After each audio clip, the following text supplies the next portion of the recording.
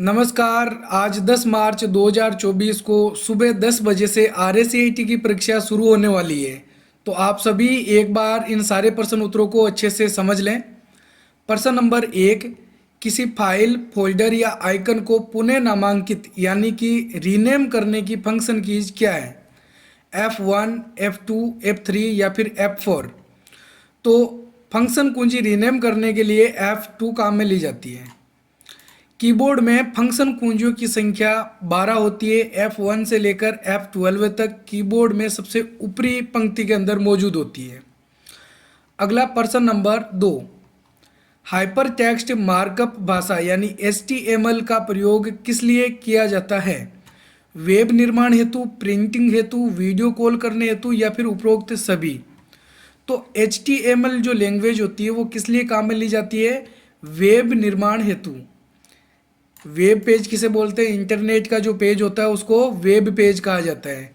तो ये बनाने के लिए जो लैंग्वेज काम में लेते हैं वो HTML लैंग्वेज होती है। HTML की फुल फॉर्म होती है हाइपर टेक्स्ट मार्कअप लैंग्वेज, भाषा यानी लैंग्वेज। अगला प्रश्न नंबर 3, इनमें से कौन सा एक फोल्डर है जो कंप्यूटर से मिटाए गए फाइल व फोल्डर को अस्थायी संग्रहण करता है? My computer, control panel, my network या फिर रिसाइकल बिन। तो सही उत्तर है इसमें डी, रिसाइकल बिन। हम कंप्यूटर से जो भी फाइल फोल्डर डिलीट करते हैं वो किस में से होते हैं? रिसाइकल बिन में। रिसाइकल बिन का आइकन डेस्कटॉप पर बना हुआ होता है। अगला प्रश्न नंबर 4, PDF का पूरा नाम क्या है? Public document file, processing document file, portable document file या फिर पब्लिश डॉक्यूमेंट फाइल। तो इसमें सही उत्तर है सी, पोर्टेबल डॉक्यूमेंट फाइल PDF की फुल फॉर्म होती है। अगला प्रश्न नंबर 5, सेल के चारों ओर काले रंग की सीमा सेल को क्या संकेत करती है? सेल संदर्भ, नेम बॉक्स, सक्रिय सेल या फिर सेल का पता। तो इसमें सही उत्तर है सी, सक्रिय सेल। अगर कोई सेल एक्टिव होता है, किसी सेल के अंदर हम कर्सर को रखते हैं तो उसके चारों तरफ एक एक गहरे काले रंग की लाइन हमको दिखाई देती है। वो सेल जो है वो बोल्ड होके रहता है। अगला प्रश्न नंबर 6, कंप्यूटर किस मेमोरी में बार बार प्रयोग किए जाने वाली सूचनाओं को संग्रहण करता है? कैश मेमोरी, रैम, रोम या फिर ऑल ऑफ द अबव। तो कंप्यूटर की वो मेमोरी जिसके अंदर बार बार काम में लिए जाने वाले डेटा को सेव करके रखा जाता है वो होती है कैश मेमोरी। ठीक है, कैश मेमोरी। नेक्स्ट प्रश्न नंबर 7, निम्न में से डिस्क क्लीनअप यूटिलिटी का उपयोगिता है? डिस्क स्पेस बैकअप करने के लिए, व्यर्थ की फाइल को अपने कंप्यूटर से हटाने के लिए, फाइल का आकार देखने के लिए, वायरस मिटाने के लिए। तो इसमें सही उत्तर है बी, व्यर्थ की फाइल को अपने कंप्यूटर से मिटाने के लिए डिस्क क्लीन अप का प्रयोग करते हैं। अगला प्रश्न नंबर 8, MS वर्ड में फॉन्ट साइज बढ़ाने के लिए किस शॉर्टकट कुंजी का प्रयोग किया जाता है?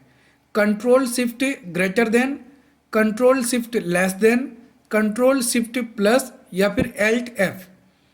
तो फॉन्ट की साइज बढ़ाने के लिए कंट्रोल शिफ्ट ग्रेटर देन का प्रयोग करते हैं और फॉन्ट की साइज घटाने के लिए कंट्रोल शिफ्ट लेस देन का प्रयोग किया जाता है। फॉन्ट की साइज बढ़ाना इसको बोलते हैं हम ग्रो फॉन्ट, फॉन्ट की साइज घटाना इसको कहा जाता है श्रिंक फॉन्ट। नेक्स्ट प्रश्न नंबर 9, MS एक्सेल में सभी फॉर्मूले किस अक्षर से शुरू होते हैं? परसेंटेज, बराबर, प्लस या फिर @ तो इसमें सही उत्तर है बी, इक्वल। हम एक्सेल में कोई भी फॉर्मूला फंक्शन यूज करते हैं तो सबसे पहले हमको बराबर वाला चिन्ह लगाना जरूरी है। ये नहीं लगाएंगे तो फॉर्मूला फंक्शन काम नहीं करने वाले हैं। अगला प्रश्न नंबर 10, कंट्रोल P का प्रयोग किस लिए किया जाता है? फाइल को बंद करने के लिए, कंप्यूटर बंद करने के लिए, दस्तावेज को छापने के लिए या फिर फाइल को कॉपी पेस्ट करने के लिए। इसमें सही उत्तर है सी, दस्तावेज को छापने के लिए, डॉक्यूमेंट प्रिंट करने के लिए। छापना यानी कि प्रिंट करना। अगला प्रश्न नंबर 11, इनमें से ऑपरेटिंग सिस्टम के क्या कार्य हैं? Memory management, process management, file management या ऑल ऑफ द अबव। तो ये सारे ही कार्य ऑपरेटिंग सिस्टम के द्वारा किए जा सकते हैं, इसलिए यहाँ पे सही आंसर है ऑल ऑफ द अबव। अगला प्रश्न नंबर 12, निम्न में से बार कोड रीडर क्या है? Input device, output device, processing device या फिर स्टोरेज डिवाइस। तो बार कोड रीडर क्या है? एक इनपुट डिवाइस होता है जो बार कोड को पढ़ने का कार्य करता है। अगला प्रश्न नंबर 13, मोडेम का पूरा नाम क्या है? Modulation, demodulation, modulation deactivation, modulation decomposition, modulation designation. तो इसमें सही उत्तर है मॉड्यूलेशन डीमॉड्यूलेशन, ए। ठीक है, मोडेम का पूरा नाम होता है मॉड्यूलेशन डीमॉड्यूलेशन। नेक्स्ट प्रश्न नंबर 14, एक डॉक्यूमेंट में सभी सामग्री को चयनित करने के लिए हम प्रयोग करते हैं control Z, control P, control ए या फिर कंट्रोल यू। तो सभी सामग्री यानी कि सिलेक्ट ऑल करना है, तो सिलेक्ट ऑल की शॉर्टकट कुंजी क्या होती है? कंट्रोल प्लस ए होती है। अगला प्रश्न नंबर 15, ईमेल में ट्रेस फोल्डर क्या है? वह स्थान जहां प्राप्त मेल होते हैं, वह स्थान जहां भेजे गए मेल होते हैं, वह स्थान जहां हटाए गए मेल होते हैं या फिर वह स्थान जहां अधूरे मेल होते हैं। तो ट्रेस फोल्डर के अंदर कौन से मेल होते हैं? जिनको हमने डिलीट कर दिया, हटा दिया है। और ये कितने दिनों तक रहते हैं? ट्रेस फोल्डर के अंदर 30 दिनों तक रहते हैं। ठीक है। प्रश्न नंबर 16, निम्न में से कौन सा कंप्यूटर सॉफ्टवेयर का उदाहरण नहीं है? MS वर्ड, नोटपैड, स्कैनर या फिर प्रिंटर ड्राइवर। तो कौन सा सॉफ्टवेयर का उदाहरण नहीं है? स्कैनर नहीं है। स्कैनर क्या है? एक हार्डवेयर है, ठीक है, सॉफ्टवेयर नहीं है। माइक्रोसॉफ्ट वर्ड सॉफ्टवेयर होता है, नोटपैड सॉफ्टवेयर होता है, प्रिंटर ड्राइवर सॉफ्टवेयर होता है। हालांकि जो प्रिंटर है वो हार्डवेयर होता है, लेकिन प्रिंटर ड्राइवर क्या होता है? सॉफ्टवेयर होता है। अगला प्रश्न नंबर 17, MS वर्ड में प्रिंटिंग के दौरान सभी पेजों पर रो और कॉलम को दोहराना चाहते हैं तो किसको चुनना होगा? Page orientation, page size, print titles या फिर स्केल टू फिट। तो इसमें सही उत्तर है सी, प्रिंट टाइटल्स वाला ऑप्शन चुनेंगे तो उसमें रो और कॉलम्स भी साथ में प्रिंट होके आएगी। अगला प्रश्न नंबर 18, इनमें से कौन से वेद सर्च इंजन के उदाहरण हैं?